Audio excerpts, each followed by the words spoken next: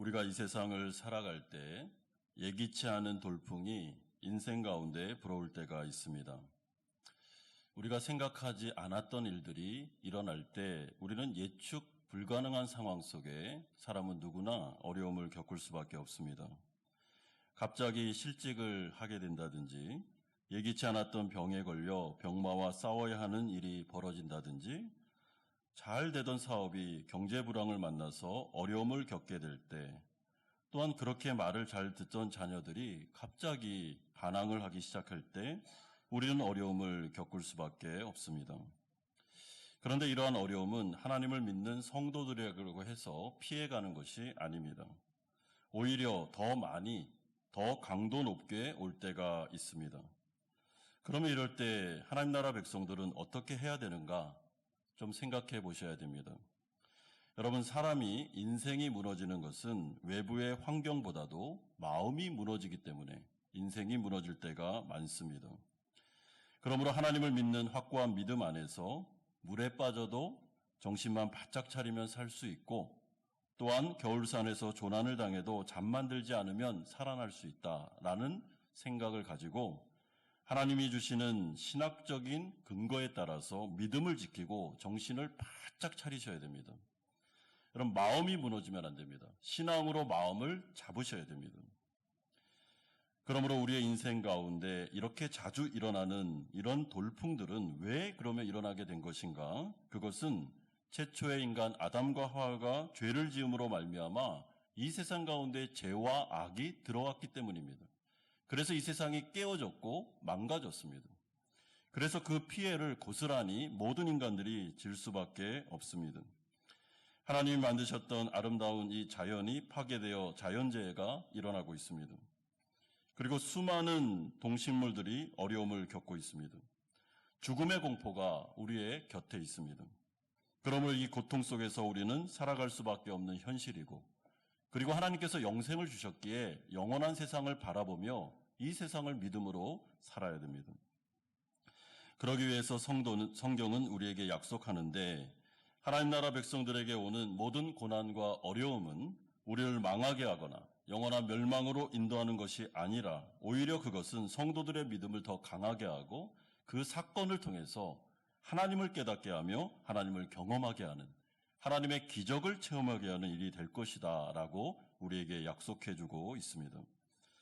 그러므로 성경적으로 신학적인 생각들을 많이 하시고 하나님의 말씀에 따라 균형 잡힌 신앙을 가지셔야 됩니다. 여러분, 예수님 믿으면 만사 형통이다. 그렇지 않습니다. 예수님 믿어도 고난이 올 수 있고 예기치 않은 어려움은 올 수 있다. 그러나 이것은 우리를 죽이는 것이 아니라 성도는 합력해서 선을 이룰 거다라는 정확한 지식을 가지고 우리가 신앙생활을 하셔야 됩니다. 그러므로 오늘 우리가 첫 번째로 살펴볼 내용은 제자들이 탄 배에 예기치 못한 돌풍이 일어나는 장면이 23절에서 24절에 나오고 있습니다. 예수님께서는 갈릴리 호수 건너편으로 가시기 위해 배에 오르셨고 제자들도 함께 배를 타고 이제 호수를 건너가고 있었습니다. 23절에 배에 오르심에 제자들이 따랐더라라고 말씀합니다. 그런데 이 그림을 잘 보시면 그 배에 예수님이 계시고 제자들이 있습니다. 그리고 이 배가 어떤 항해를 하고 있습니다. 그러니까 이 그림 언어를 우리가 볼 때 성도들의 인생을 참 보여주고 있구나라는 생각을 하게 됩니다. 그러면 호수나 바다는 이 세상이 되겠죠. 예수님과 동행하는 인생, 이게 바로 제자들이 탄 배가 가고 있는 그런 항로였습니다. 여러분, 제자들이 어떤 사람일까요? 예수님의 부르심에 따라 모든 것을 다 버리고 예수님을 따른 굉장히 헌신된 사람입니다.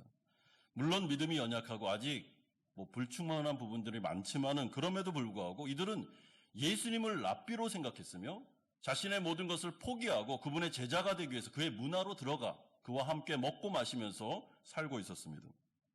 따라서 이 제자들의 모습은 지금으로 보면 예수님께 충성된 사람들, 그리고 신앙생활이 좋은 사람들, 신앙생활 착실하게 잘하고 있는 성도들, 이렇게 보면 되겠습니다. 그런데 갈릴리 호수 중간쯤에 들어갔을 때 어떤 일이 벌어졌는가? 24절에 보면 바다에 큰 놀이 일어나 배가 물결에 덮이게 되었다라고 말씀합니다. 여러분, 이것을 헬라어 원어로 직역을 해서 제가 읽어드리면 이런 뜻입니다. 보라, 흔들림, 바다 안에 큰 광풍이 일어남, 배가 파도에 덮임, 이렇게 되어 있습니다. 원문에는 그러므로 보라라는 감탄사가 있습니다. 그러니까 이 광경이 만약에 어떤 기자가 뉴스 속보로 이 상황을 전달한다면 아마 이렇게 묘사했을 게 분명합니다. 보십시오. 지금 배가 흔들리고 있습니다. 바다에 큰 광풍이 일어났습니다. 순간 큰 파도가 배를 덮치고 있습니다. 배는 지금 침몰 위기입니다. 긴급 상황입니다. 이게 실제 상황입니다. 라고 아마 뉴스로 전달했을 것입니다. 여러분, 이 당시 갈릴리 호수는 지형적으로 볼 때 지중해 수면보다 300m 정도가 낮았기 때문에 북쪽 헤르만산에서 불어오는 찬 공기와 남쪽 아라비아에서 불어오는 사막의 뜨거운 그런 열풍이 수시로 충돌을 일으켰습니다. 그래서 예기치 않게 돌풍이 한번 일어나면 배가 뒤집힐 정도의 많은 파도와 어려움을 겪게 되는 것입니다. 그런데 하필 공교롭게도 예수님과 제자들이 그 호수를 지나는 순간에 돌풍이 일어났습니다. 이에 예수님과 제자들이 탄 배가 침몰 위기가 된 것입니다. 여러분, 우리가 알다시피 제자들 가운데는 어부 출신의 사람들이 많이 있었습니다. 이들은 배를 운행하거나 아니면 이 바다의 부분에 있어서는 굉장히 베테랑의 사람들이 많이 승선하고 있었습니다. 그런데 오늘 이 광풍에는 속수무책이었습니다. 거의 죽음 직전까지 가게 됩니다. 얼마나 심각했는지 여러분, 이 상황이 이들이 배가 전복되고 배에서 물에 다 빠질 수 있는 상황이었습니다. 그런데 이때 예수님이 뭘 하고 계셨는가? 24절 하반절에 보니까 예수께서는 주무시는지라라고 말씀합니다. 여기서 주무셨다라는 것은 깊은 잠에 빠져 계셨다.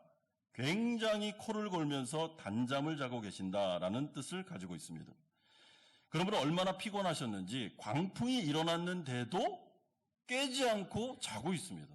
여러분, 정말 대단한 분입니다, 이분도. 그러므로 우리는 이 광경을 지켜보면서 두 가지의, 하나는 영적으로, 하나는 일반적인 질문을 해볼 수 있는데요. 첫 번째는 어떻게 예수님께서 함께 타신 배에 큰 광풍이 일어날 수 있는가라는 것을 영적으로 질문해 볼 수 있습니다. 여러분, 예수님은 창조주시잖아요. 이 지금 호수를 만드신 분입니다.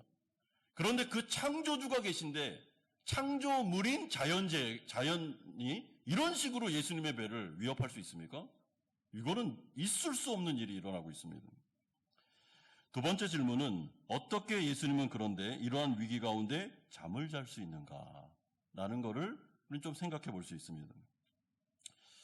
그리고 이것은 제자들에게 닥친 엄연한 현실이었구나. 그리고 지금 우리도 겪을 수 있는 문제다라는 것을 우리는 생각하셔야 됩니다. 여러분, 흔히 신앙을 가진 성도들은 이렇게 생각하기 마련인데 하나님을 믿고 교회 잘 다니면 하나님께서는 우리의 삶을 항상 평탄케 해주시고 지켜주시고 광풍과 같은 어려움이 온다 할지라도 빨리 한순간에 이걸 없애주실 거다. 하나님은 나에게 좋은 일만 주실 거야 라고 생각하기 쉽습니다. 그래서 어려움이 오거나 고난이 올 때 당황합니다. 아니, 하나님을 믿었는데 왜 이런 어려움이 와요? 그러면서 막 항의하고 따지는 분들도 있습니다. 특별히 기복신앙을 많이 배우신 분들은 하나님 믿으면 만사가 형통해야 되기 때문에 고난과 어려움에 대한 선지식이 없습니다. 그래서 그런 게 왔을 때 낙심하기도 하고 아니면 회의감이 들기도 하고 막 기분이 안 좋아지기도 하고 힘들어지는 것입니다.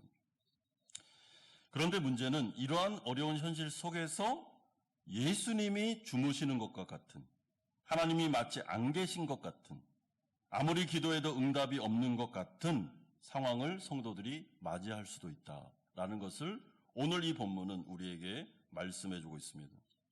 어려움이 왔는데 아무리 기도해도 현실이 가만히 있습니다. 변하는 게 없습니다. 굉장히 오늘 예배 때 감동을 받았는데 집에 가니까 똑같습니다. 하나님은 지금 뭐하고 계시느냐? 하나님은 이 상황을 알고 계시느냐? 무관심한 것처럼 보일 때가 있습니다. 그게 엄연한 성도들이 살아가는 현실이다라고 말씀해 줍니다. 그러므로 이럴 때 영적 침체에 빠지는 분들이 있는데 여러분 잘 생각하셔야 되는 것은 마음이 조급해지며 불안이 극대화될 때 마음이, 이 심령이 무너질 수 있기 때문에 오늘 이 본문을 잘 들으시면서 내 마음 중심을 살피셔야 됩니다. 따라서 오늘 본문은 우리에게 첫 번째로 고난과 환난은 성도들에게 올 수 있으며 내가 예기치 않았던 일들이 일어날 수 있고 그 문제 가운데 예수님이 주무시는 것처럼 하나님이 무관심한 것처럼 아무런 변화가 일어나지 않으면서 계속 어려움만 극대화될 수 있는 상황이 펼쳐질 수 있다라는 전제를 가지고 오늘 본문을 보셔야 됩니다. 그러므로 두 번째는 예수님께서 제자들에게 어찌하여 무서워하느냐라고 책망하시는 장면이 25절에서 26절에 나옵니다. 여러분, 제자들이 이러한 상황 가운데 어떻게 행동했는가? 이들은 다급한 나머지 예수님을 미친 듯이 깨우기 시작합니다. 25절에 그 제자들이 나와 깨우며 이르되 주여 구원하소서 우리가 죽겠나이다. 여러분, 여기서 제자들이 예수님을 깨우는 것은 약간 분노가 섞인 말투입니다. 아니 어떻게 이렇게까지 우리가 죽어가고 있는데 예수님 잠이 옵니까 지금? 그것도 코를 골면서 잘 수 있습니까? 라는 원망 섞인 태도입니다. 따라서 이들의 말 속에는 이미 자신들은 죽었다라는 전제가 있습니다. 우리 죽었습니다 지금. 그런데 당신은 뭐합니까? 라는 그런 절망감이 섞여 있었습니다. 아마 제자들은 예수님을 깨우기 전에 살기 위해서 부단히 노력했을 것이 분명합니다. 배에 있던 물건들을 던졌겠죠. 물도 퍼내면서 성난 돌풍과 사투를 벌였을 겁니다. 거기에는 어부들, 베테랑들이 있었기 때문에 이렇게 하면 돼. 이 돌풍은 우리가 빠져나갈 수 있어. 힘을 내자 하면서 막 사투를 벌이면서 몇 시간 내내 씨름을 했을 겁니다. 문제는 아무리 노력을 해도 이 돌풍은 이거는 처음 만나보는 돌풍입니다. 베테랑 중에 베테랑인 어부가 있어도 안 됩니다. 이건 자신의 노하우와 모든 걸 다 썼습니다. 근데 속수무책입니다. 배는 침몰하고 있었습니다. 그때 이들이 할 수 없어서 완전히 탈진된 상태로 예수님을 깨웠을 것이 분명합니다. 그런데 이에 대한 예수님의 반응이 놀랍습니다. 26절에 예수께서 이르시되 어찌하여 무서워하느냐 믿음이 작은 자들아 하면서 책망하십니다. 여러분, 예수님의 매우 의외의 반응을 보이고 계시는데 오히려 제자들을 위로하시기는커녕 아니면 제자들에게 사과하고 미안하다. 내가 너무 피곤해서 지금 잠을 깰 수가 없었다라고 사과하시기는커녕 꾸짖고 계십니다. 그러면서 그분은 제자들을 향해 믿음이 작은 자들이라고 평가하십니다. 여러분, 그러면 주님은 왜 이렇게 서운한 반응을 보이실까? 우리가 좀 생각하셔야 됩니다. 아니 이게 말이나 됩니까? 배가 침몰하고 있는데 무서워하지 않을 사람이 어디 있습니까? 여러분, 제가 직장 다닐 때 한번 우리 그 회사 직원들하고 다 같이 동강에 래프팅을 간 적이 있었습니다. 그때 배가 뒤집혔습니다. 갑자기. 동강에 한번 가보신 분이 계신데 물살이 굉장히 셉니다. 거기가. 물이 딱 배가 뒤집혔는데 그리고 난 다음에 제가 이제 구명조끼를 입고 있었기 때문에 다행이죠. 물살이 너무 세니까 배가 뒤집혔고 그 가운데 이제 우리 직원들이 다 둥둥둥둥 떠 있는데 배에서부터 계속 멀어지는 겁니다. 제가 발은 땅에 안 닿고요. 그러면서 그 물 위에 떠 있어서 가고 있는데 그때 얼마나 무서웠는지 모릅니다. 이러다가 나 빠져 죽는 거 아니야? 소리를 아무리 질러도 그 조교가 듣지를 못해요. 그 정도로 멀리 떠내려갔습니다. 그리고 나서 이제 구조가 되었죠. 그래서 살았습니다. 그럼 물에 빠진다는 걸 안 빠져본 사람은 모릅니다. 그 공포를. 저는 물에 2번 빠져 죽을 뻔했습니다. 한 번은 홍천에서, 한 번은 동강에서. 그러니까 제자들의 이 상황을 볼 때 이렇게까지 꾸짖는 게 참 이해가 잘 안 됩니다. 예수님의 모습이.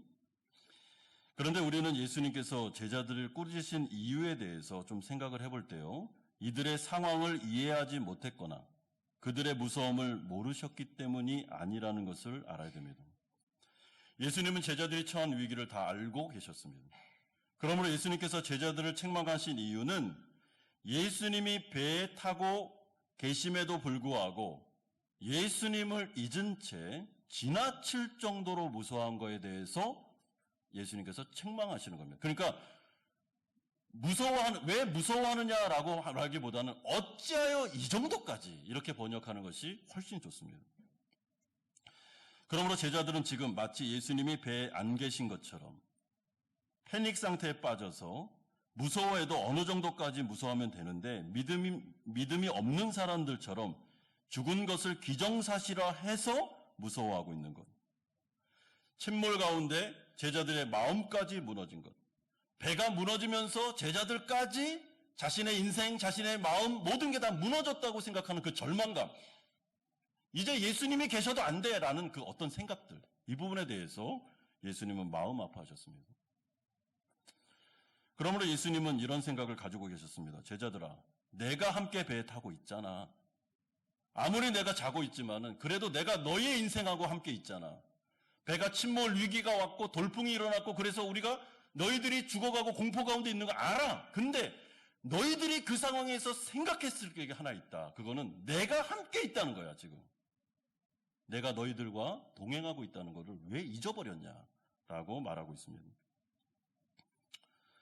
여러분, 그러므로 제자들의 머릿속에는 오직 배의 침몰, 죽음, 그들의 상황, 이것만 보였지 사실은 예수님을 깨우는 그 순간에도 사실 믿음이 없었습니다. 예수님에 대한 믿음, 이분이 어떤 분이신가라는 것만 조금만 생각해도 사실은 제자들이 그렇게 사투를 벌이면서 노력하기 전에 예수님을 깨웠겠죠. 먼저 예수님을 깨워야죠. 그리고 예수님에게 도움을 청했으면 되지 않았겠습니까? 그러므로 이 제자들, 예수님의 이 책망은 너희들의 믿음은 왜 너희들의 현실에서 작동을 하지 않냐라는 질문입니다. 너희들 믿음 어디 있냐 지금? 왜 이렇게까지 마음 무너졌냐? 왜 이렇게까지 공포에 휩싸였니? 너희들 죽었니? 내가 있는데. 왜 너희들의 믿음은 작동을 하지 않느냐라는 책망으로 보셔야 됩니다. 그러므로 기독교에서의 믿음은 구원받을 때만 작동하는 믿음이 아닙니다. 여러분, 기독교에서 믿음은 나의 실제적인 삶 가운데 살아 역사하는 것이 믿음입니다. 믿음이라는 것은 나의 어려운 현실과 주님을 비교할 줄 아는 믿음입니다. 구원받을 때만 믿음을 사용하고 구원받은 다음에는 내 인생은 내 힘으로 살고 그건 믿음이 아니죠. 그건 기독교적인 믿음이 아닙니다. 여러분, 구원받을 때 오직 은혜로 오직 믿음으로 구원받습니다. 그러면 그 믿음을 가지고 이제 살아야 됩니다.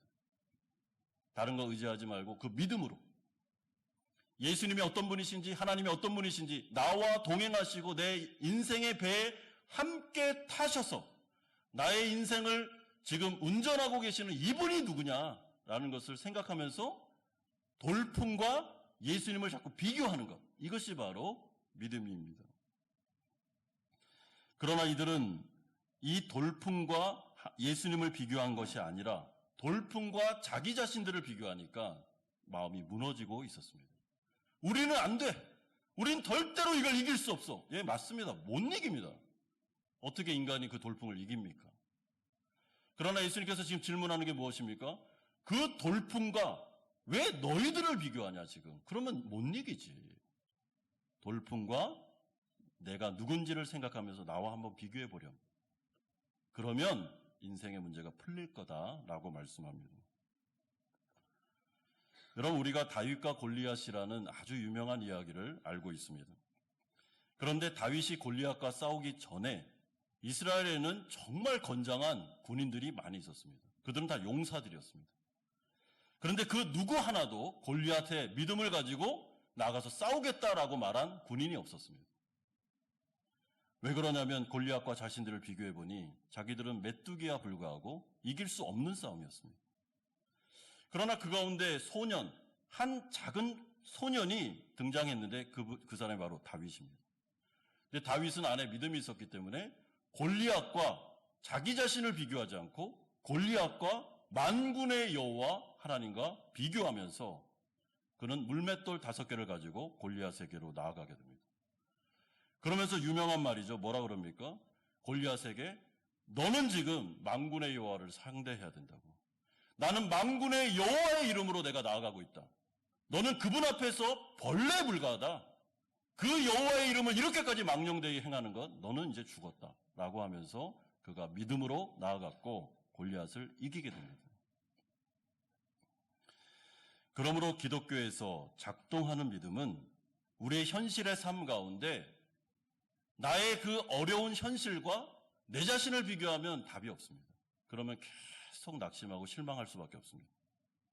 하나님을 생각하는 것입니다. 온 천지 만물을 말씀 한마디로 창조하신 그분께서 이스라엘 백성들을 구원하여 광야 40년 동안 만나와 메추라기로 장정만 60만이나 되는 사람들을 먹여 살렸던 그분께서 나의 인생을 책임 못 지겠느냐. 그렇게 생각하고 사고하고 그렇게 나아가는 것이 믿음입니다. 그러므로 예수님은 지금 제자들에게 너희들은 왜 너희 안에 있는 믿음이 작동을 안 하느냐? 왜 지금 이 어려운 현실 속에 너희들은 믿음을 사용하지 않고 왜 낙심하고 있느냐? 책망하십니다. 그러므로 마지막 세 번째로 이제 믿음의 대상이신 예수님이 누구신지를 예수님께서 26절을 통해 26절과 27절을 통해서 말씀하십니다. 여러분, 제자들은 믿음이 거의 바닥을 드러내고 있었습니다. 어쩔 수 없어 이제 예수님을 찾아갔고 부르짖고 그를 깨웠습니다.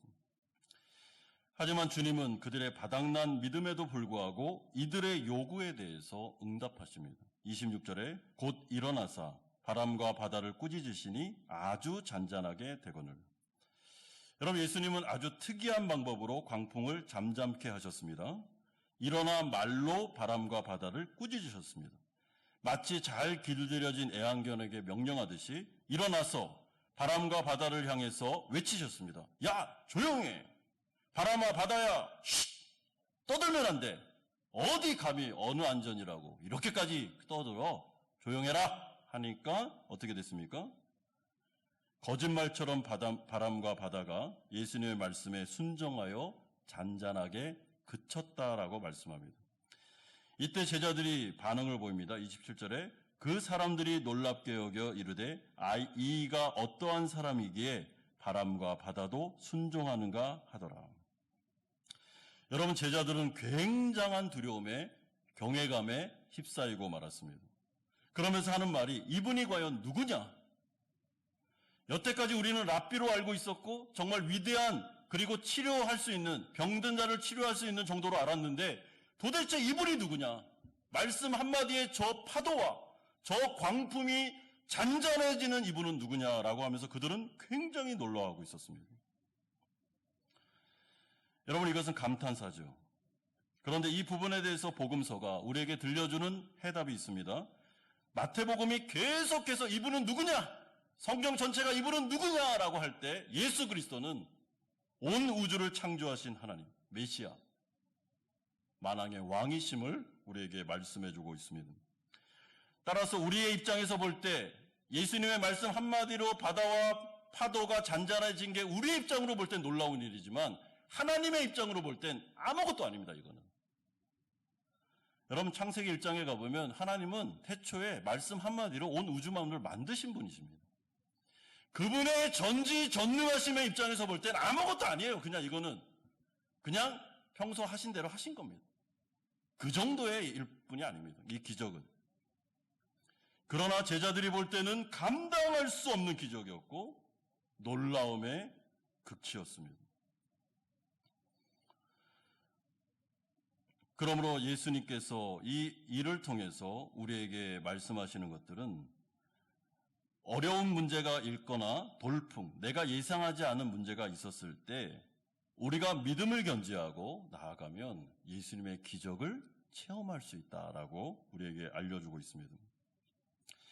그런데 예수님께서 이 어려운 문제를, 제자들의 문제를 치료해 주시고 해결해 주실 때 오늘 이렇게 본문을 잘 보시면 예수님께서는 먼저 제자들과의 하나님과의 바른 관계를 회복시켜 준 다음에, 그러니까 그들의 믿음 없음을 책망한 다음에 이 기적을 베풀었구나라는 것을 생각하셔야 됩니다. 그러니까 주님의 관심은 항상, 여러분, 주님의 입장에서는 그 어려움 해결해 주는 거는 문제도 아닙니다. 이거는 그냥 하나님께서 한 번 하면 탁 해결됩니다. 그런데 이 일을 통해서 주님이 원하는 것은 제자들의 믿음이 더 돈독해지기를 원하고 있습니다. 지금 이 사건을 통해서 제자들이 하나님과의 바른 관계로 들어오기를 원하고 있습니다. 그러면 우리가 기억해야 되는 것은 예수님을 떠나서 주님과 상관없이 환경만 좋아지는 것, 어려움이 해결되는 것은 하나님이 원하는 게 아닙니다.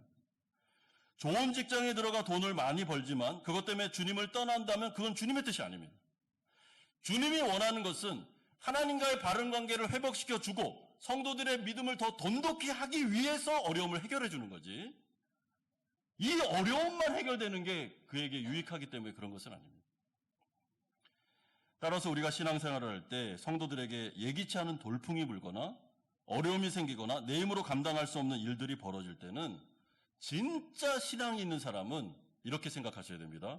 그래, 하나님께서 이 일을 통해서 나를 또 교훈하시려나 보다. 나에게 하나님이 어떤 분이신지를 더 큰 하나님의 영광을 보여주시려나 보다. 내 믿음을 한 번 더 성장시켜 주시려는 것보다 하면서 기대하는 마음으로, 기도하는 마음으로 하나님께 그 문제를 맡길 때 하나님은 그의 믿음을 성장시켜 주실 뿐만 아니라 그 문제까지도 하나님의 방법으로 해결하십니다. 자, 그러면 하나님의 방법으로 해결해 주시는 그 방법이 뭐였습니까? 말씀으로 해결하시는 것이죠.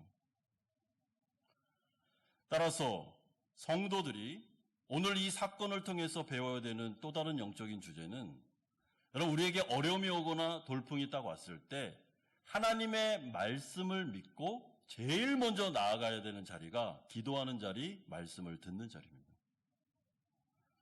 성도 중에서도요, 하나님의 말씀이 성경을 정말 100%로 믿는 사람이 많지 않습니다. 말씀의 능력을 체험하는 것, 그것도 쉽지 않습니다. 근데 말씀의 능력을 체험한 사람, 하나님의 말씀은 살아있다라는 것을 아는 사람은, 과거의 어려움을 통해서나 성경을 통해서 이것이 확신으로 온 사람은 돌풍이 보거나 내 힘으로 감당할 수 없는 문제가 딱 일어났을 때 제일 먼저 하는 행동이 뭐냐? 하나님의 말씀을 듣는 자리로 갑니다. 가서 내 힘으로 막 이 문제 해결하려고 그러고 사람들한테 전화하고 막 이렇게 하고 저렇게 하고 안 합니다. 제일 먼저 하나님의 말씀을 듣는 자리로 딱 옵니다. 그리고 하나님의 말씀을 들으면서 기도합니다. 하나님, 이 문제가 왜 지금 나의 인생에 일어났습니까? 이 돌풍은 왜 일어난 겁니까? 저를 죽이려고 하시는 겁니까? 하나님, 저에게 말씀해 주십시오. 도대체 문제가 뭡니까? 혹시 이걸 통해서 나의 믿음이 성장하는 것입니까? 그걸 원하십니까? 하나님 앞에 질문하고 하나님의 말씀을 듣는 그 자리로 가게 됩니다. 그런데 놀라운 사실이 무언가, 하나님은 반드시 먼저 말씀을 통해 역사하십니다. 그렇게 믿음으로 나온 성도들에게 반드시 말씀합니다. 말씀을 줍니다. 어려운 문제를 가지고 주님께 나오면 말씀으로 찾아오십니다. 우리의 마음과 믿음을 회복시켜주고 치료하십니다. 살아있는 하나님의 말씀이 주위의 상황과 돌풍은 여전히 존재하고 있음에도 불구하고 아무런 변화가 일어나지 않고 있는데 내 마음에 존재했던 염려와 공포와 최악의 시나리오가 하나님의 말씀을 듣는 순간 잠잠해지는 역사가 일어납니다. 이거는 그 사람만 느낄 수 있는 체험이죠. 다른 사람 모릅니다. 이상하게 오늘 설교를 듣는데 내 마음에 평안이 옵니다. 내 마음에 그렇게 일어났던 감정의 복합적인 두려움과 극심한 어려움과 최악의 시나리오 때문에 막 시달렸던 절망감과 이 모든 것들이 말씀을 듣는데 팍 잔잔케 되는 역사가 일어납니다. 그러면 그 역사는 무엇일까요? 하나님이 일을 시작하신 것입니다. 그래서 성도들에게 있어서 제일 중요한 것 중에 하나는 마음의 평안입니다. 이상하게 상황은 안 좋은데, 상황은 점점 더 안 좋아지는데 예배를 드리는데 마음이 딱 평안해집니다. 믿음이 생깁니다. 그리고 하나님 앞에, 하나님 알겠습니다. 제가 기다리겠습니다. 주님의 기적을 원합니다. 주님께서 이 돌풍을 잠잠케 하시고 저의 항해 가운데 함께 하심을 믿습니다. 예수님이 제 배에 같이 타고 계시는데 제가 뭐가 두렵겠습니까? 주님께 모든 것을 위임하겠습니다. 하나님 하십시오. 그런 믿음이 생기게 되는데 말씀을 들으면서 믿음이 생기게 됩니다.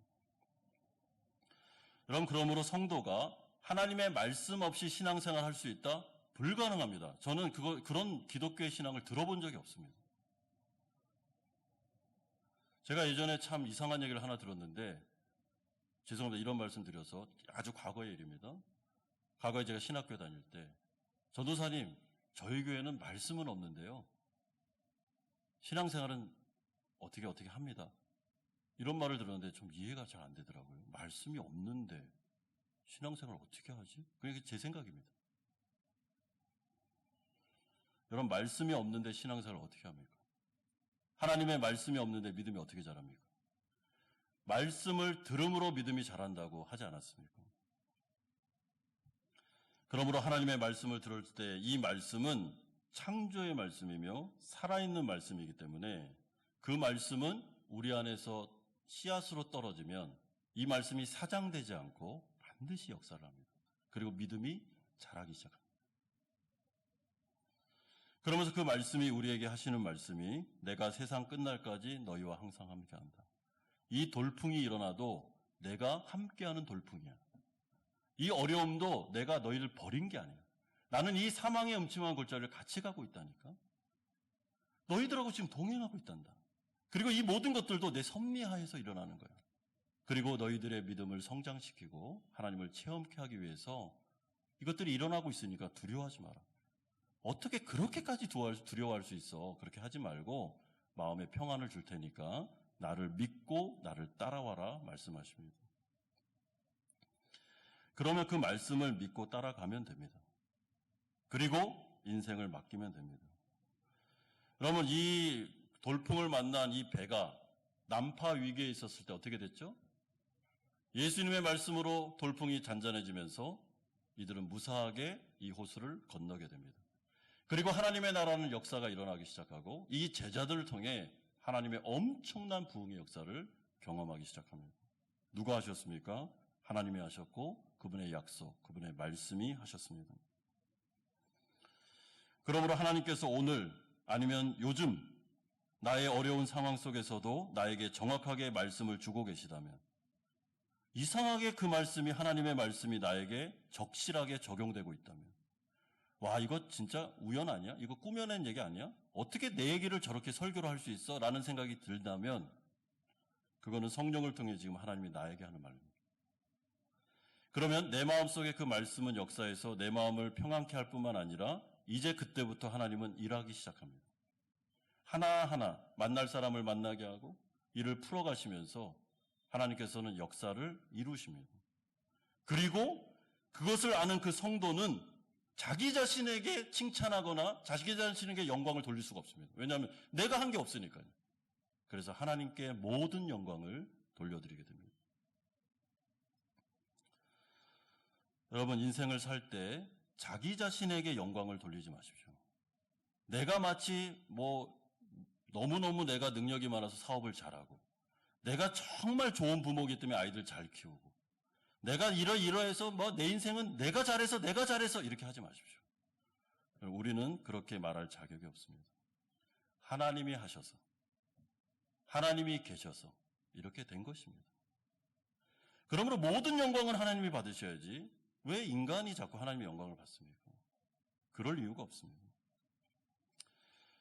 여러분, 저는 한마음교회 담임 목사로 와서 이제 5년을 지내면서 하나님의 기적을 많이 봤습니다. 5년을 이렇게 딱 보면서 제가 생각한 것은 그겁니다. 내가 잘한 게 뭐가 있나? 다 하나님이 하셨는데.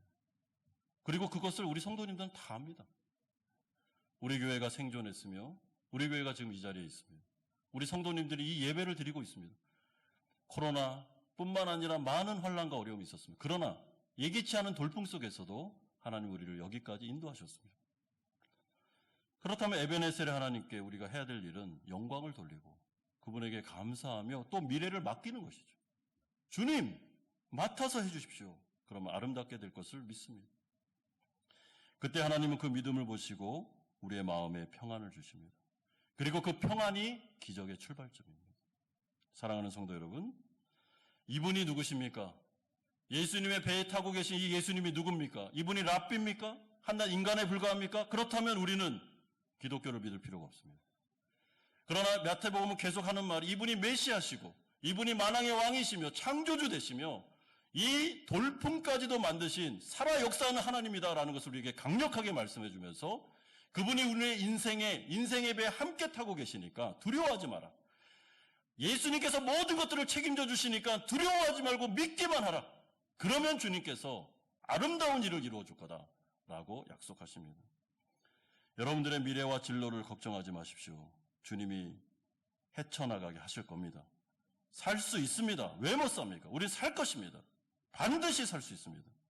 그러므로 이 믿음과 소망을 가지고 오늘 나에게 말씀하신 하나님을 믿으면서 여러분의 인생을 주님께 드려 아름답게 살아가는 그런 인생 되시기를 주 예수 그리스도의 이름으로 축원드립니다.